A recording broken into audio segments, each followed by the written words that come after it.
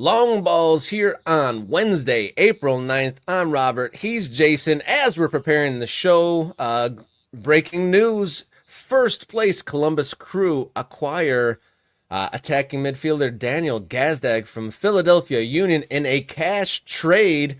So the Columbus side that produced tons of great soccer lost one of their biggest contributors in Cucho Hernandez. They're still in first place without him, and now they've added Gazdag from Philly, further stripping of Philly's talent pool, and the rich getting richer a little bit in the Eastern Conference.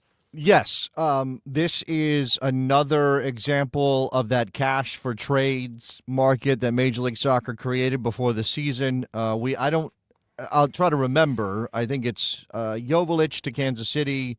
It is Quinn Sullivan to McGlynn to Houston, not Quinn Sullivan. The other one, McGlynn to Houston. What else do we have in terms of cash for trades? Was Acosta cash for trade? Lucho Acosta leaving Cincinnati and going to Dallas, and then obviously you had Evander going from Portland to Cincy, and then, yes, those two as well. And now this is another one, and this is a bombshell because I don't think anybody saw it coming. Now, if you think about the timing, we are a couple of weeks away from the close of the primary transfer window in Major League Soccer, which is a factor, right? The teams need to get business done if they want to do business. I caught this over on Blue Sky from Matthew DeGeorge, who has covered the Union in the past, and he says that the blueprint here is, for Ernst Tanner, is the fact that Gazdag's going into the final option year of his contract. So the Union will lose control of Gazdag unless he signs a new deal. He's 29 years old.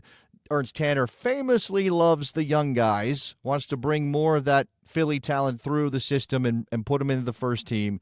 And this is a thing that's going to facilitate more minutes for younger players. It's going to make them worse.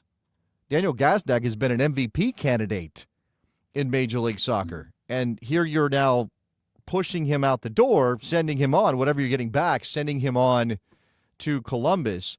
And yeah, I just think it's interesting the different philosophies at play here. That you've got Columbus who's basically saying, we're going for it. We're going to go try to win another championship. We think we got the best coach in the league. And yeah, we had to trade Cucho because an offer we could not refuse came in from a Spanish club. But we think we can still win this. We're good enough right now. And here we are with one of the best chance creators in Major League Soccer now. Whatever they're paying, again, that matters. But I don't think they're paying out the nose for 29-year-old Daniel Gazdag.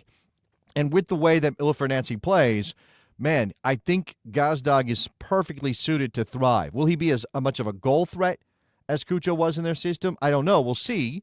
But he can be a chance creator. He can find space and set up his teammates. Man, this could really hum for the Columbus Crew. And I know Philly fans are probably like, what the hell, bro? Like, what's happening here?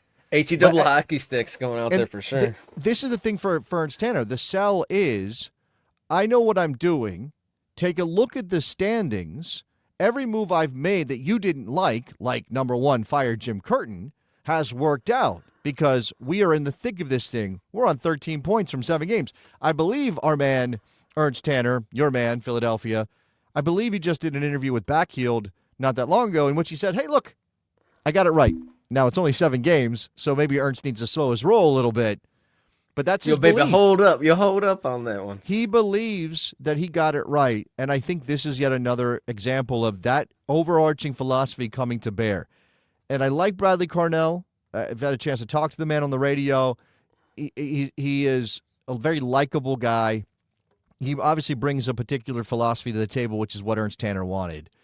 But the reason he's there and Jim Curtin is not is because Bradley Cornell will say, okay, yes, Ernst, let's do that. Fine, yes, absolutely, Ernst. What can I do for you, Ernst? I'm not saying he's a yes man, but he was hired to follow Ernst's lead rather than the other way around with Jim Curtin. So a fascinating moment for Major League Soccer for Cincinnati for Columbus and Philadelphia. Columbus. For context, Daniel Gazdag has been on the Union since 2021, and his goal and assist contributions can't be taken lightly.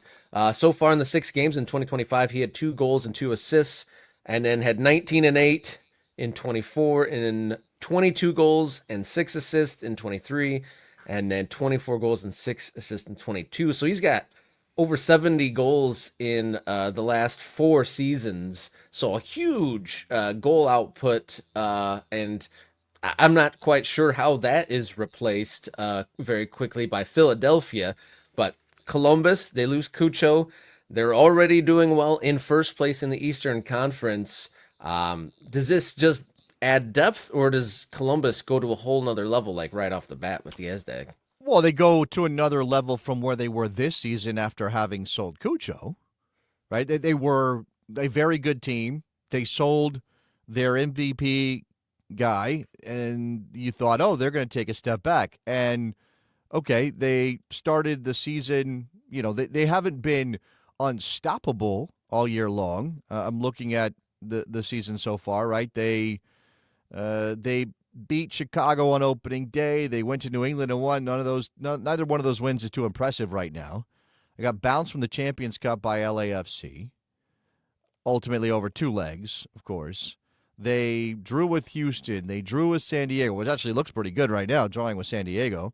They drew with NYCFC, and the last 2 games have been wins over DC and Montreal. Again, not teams that you put on your resume and say, look at what we did. So I think there's still room for improvement. The tougher part of their schedule is coming. And so they have leveled up, and maybe you put them back in the same category they were before they sold Cucho. Maybe you put them as serious contenders with Miami for the top spot in the Eastern Conference.